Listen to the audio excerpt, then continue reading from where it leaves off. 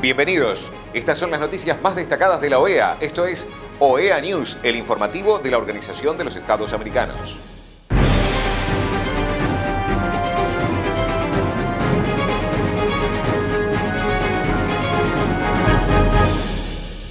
Es momento de compartir los títulos de las noticias más importantes que vamos a estar brindando a ustedes.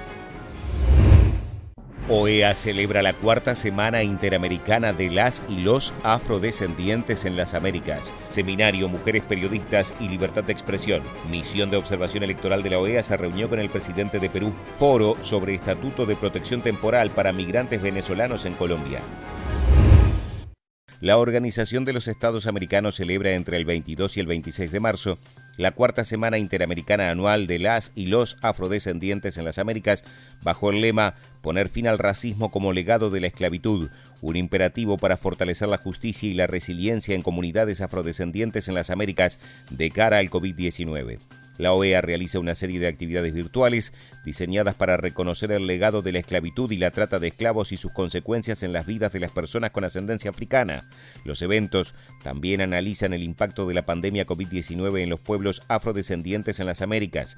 El secretario general adjunto de la OEA, Néstor Méndez, subrayó la importancia de observar la conmemoración anual con actividades encaminadas a fomentar una mayor conciencia y respeto del patrimonio y cultura afrodescendientes y sus aportes al desarrollo de la sociedad.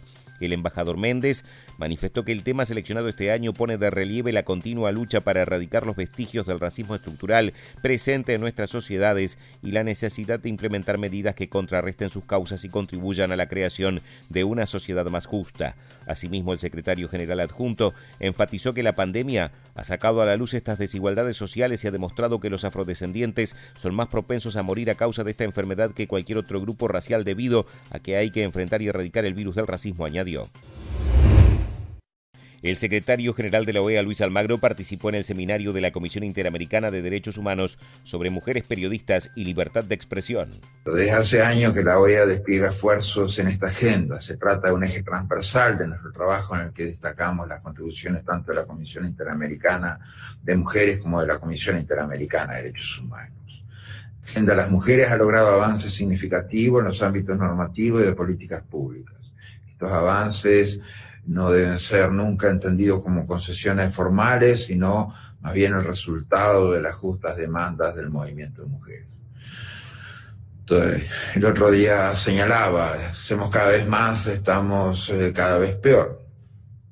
Y cada derecho de la mujer hemos visto que lo hemos visto conculcado en múltiples ocasiones. Hemos visto casos de violencia física, hemos visto el aumento de feminicidios, hemos visto el aumento de casos de acoso sexual, hemos visto violaciones, hemos visto en todo este tiempo la conculcación de sus derechos en todas las formas de acoso sexual y laboral, y por lo tanto definitivamente nos queda mucho por cambiar, queda por cambiar pautas culturales, pautas sociales retrógradas que definitivamente afectan también el trabajo de las mujeres periodistas. Esto de estar cada vez peor, de tener cada vez más casos de muerte, casos de asesinatos, casos de violencia sexual, casos de acoso, desapariciones, aumento de estos casos, definitivamente no es admisible. Nos puede parecer como que estamos haciendo cada vez más y estamos cada vez peor. La libertad de expresión es un terreno en el que tenemos que estar particularmente vigilantes, porque los privilegios también se refugian en la censura. Y la censura es un antivalor que debemos repudiar y que debemos combatir en las Américas. Que lo repudiemos y combatimos en los ámbitos institucionales y en las dinámicas personales. Este mes se cumple el segundo aniversario del informe de la Comisión Interamericana de Derechos Humanos, Mujeres Periodistas de Libertad de Expresión, en que la Relatoría Especial para la Libertad de Expresión documentó y analizó los efectos desproporcionados de las violencias contra la prensa cuando se ejercen sobre mujeres periodistas. En esta semana hemos tenido de nuevo casos al respecto en Colombia con 2 periodistas mujeres. El informe formulado por la CIDH formuló 46 recomendaciones a distintos actores con el fin de avanzar hacia la garantía de condiciones para que el periodismo en las Américas pueda ser un oficio libre de violencia contra las mujeres que lo ejercen. No somos indiferentes y rechazamos enfáticamente esos actos de violencia contra mujeres periodistas, los asesinatos, la violencia sexual, la violencia en línea.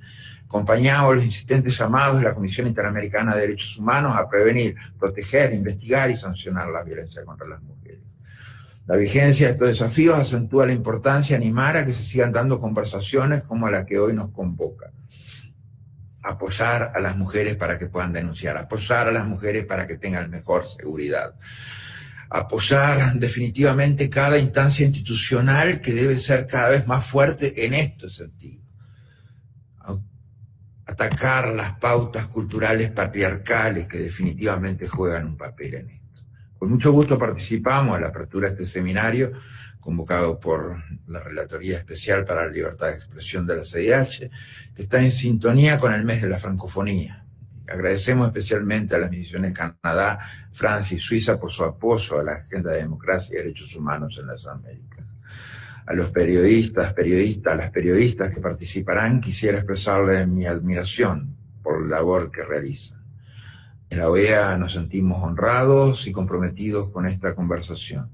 Nos ahorraremos esfuerzos para seguir contribuyendo a la eliminación de toda la violencia contra las mujeres. La presidencia de Perú comunicó que el presidente Francisco Sagasti, junto con la presidenta del Consejo de Ministros Violeta Bermúdez y el canciller Alan Wagner, recibió a la misión de observación electoral de la OEA encabezada por el ex canciller paraguayo Rubén Ramírez para las elecciones del Bicentenario del 11 de abril. El jefe de Estado agradeció que la OEA haya aceptado esta invitación del Jurado Nacional de Elecciones y expresó la voluntad del gobierno de apoyar y facilitar el trabajo de la misión de observación en las elecciones Bicentenario. También destacó que su participación contribuye a fortalecer la democracia y transparencia. Igualmente observarán la votación en algunos consulados de la circunscripción de peruanos residentes en el exterior que, por primera vez, elegirán a 2 representantes al Congreso. El coordinador del Grupo de Trabajo de la OEA para la crisis de migrantes y refugiados venezolanos en la región, David Smolansky, participó del foro sobre Estatuto de Protección Temporal para Migrantes Venezolanos en Colombia. También los venezolanos huyen de la alteración del orden público, de levantarse y no tener algo tan elemental como servicio eléctrico, como agua potable, como internet, como gas doméstico. Entonces, esa situación hace que el venezolano, pues, no solamente deba huir, sino deba obtener esa protección al país que llega. Como hemos manifestado desde el grupo de trabajo a las autoridades de Colombia, pueden contar con esta oficina para implementar ese estatus temporal de protección. Sabemos que esto tiene que ser un compromiso de todos, sabemos que esto tiene que hacerse de manera coordinada, sabemos que esto tiene que hacerse de manera articulada y sabemos que pues prácticamente todo el año 2021 se irán en esas 3 fases de informar, de hacer el registro y posteriormente otorgar la documentación. Lo que ha hecho Colombia literalmente, y quiero ser muy claro con esto, literalmente ya ha cambiado la vida a cerca de 2 millones de venezolanos. Cuando el presidente Duque hizo ese anuncio hace aproximadamente un mes y luego se formalizó con su firma, muchos venezolanos pudieron dormir más tranquilos en distintas ciudades de Colombia. Muchos niños pudieron dormir más tranquilos en la ciudad de Colombia. Eso va a permitir derribar barreras para acceder a la educación, derribar barreras para acceder a la salud, pero lo más importante, darle oportunidad a muchos de trabajar, de emprender y sobre todo a un largo plazo, porque lo más en nuestra opinión, importante que está dando este estatuto temporal de protección es que es a 10 años y que pues una vez que se obtenga esa persona pues por una década puede estar tranquila para hacer vida en Colombia desde el punto de vista no solo laboral sino también personal y familiar, y a eso, insisto, debe ir la región. Creo que esos protocolos migratorios que duran 1 año o 2 años lamentablemente se están haciendo insuficientes mientras la crisis en Venezuela se siga prolongando.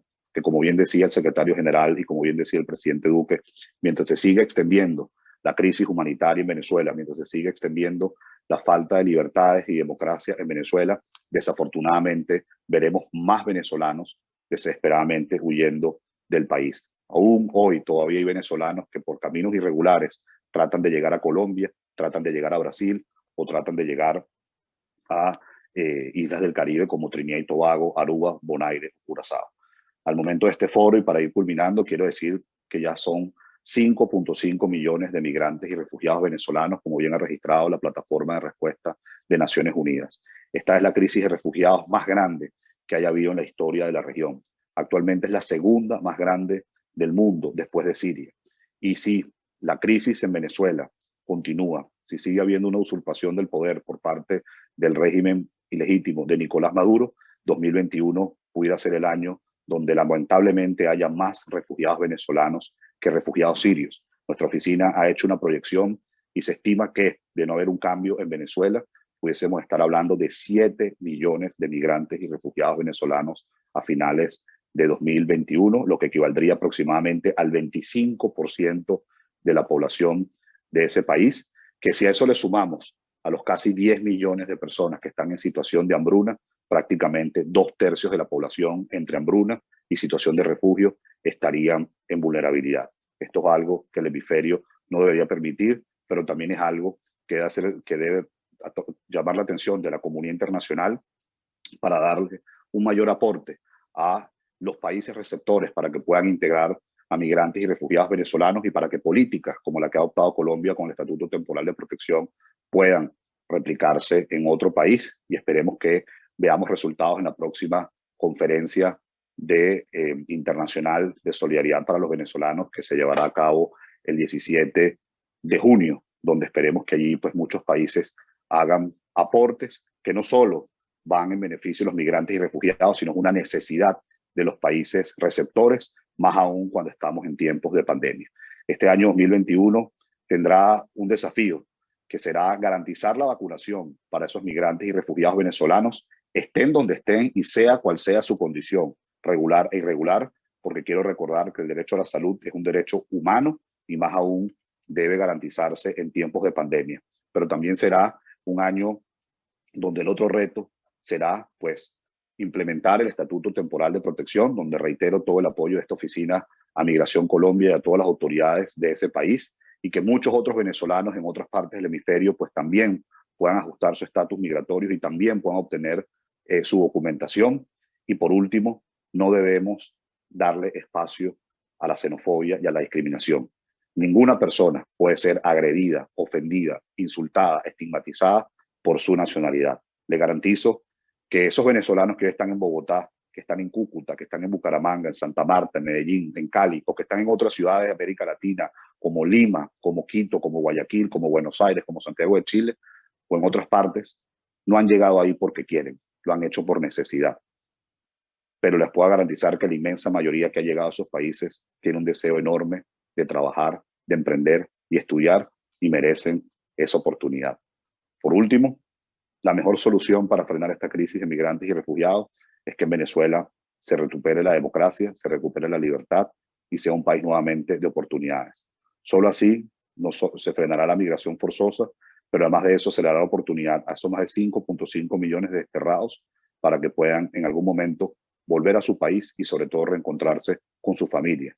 Porque el mayor drama que hoy vive el venezolano es no solo dejar su país, sino tener que dejarlo sin su familia. Muchísimas gracias. Estas han sido las noticias más relevantes de la OEA, la Organización de los Estados Americanos. Esto ha sido OEA News. Nos reencontramos en la próxima jornada.